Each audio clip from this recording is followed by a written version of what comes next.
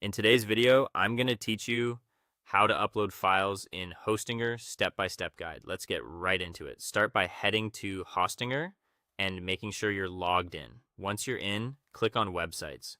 Choose the specific website where you want to upload your files, then open its dashboard.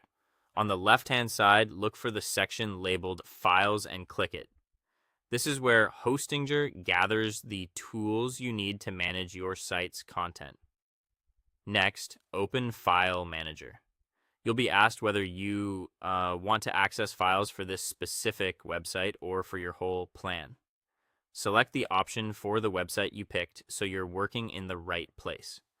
Hostinger's interface is designed to guide you, and you'll often see helpful notes.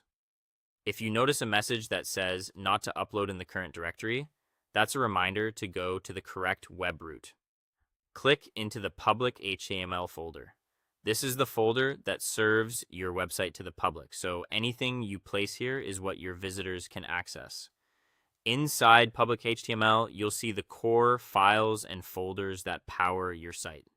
If you're using WordPress, for example, you might recognize configuration files and system directories. It's a good idea not to change or delete anything you don't recognize. To upload your files, use the controls at the top of the file manager. Click Upload and choose whether you want to upload a single file or an entire folder. If you'd like to keep things organized, you can also create a new folder or even a new file using the options on the left before you upload. Keeping your assets in clearly named folders makes future updates much easier.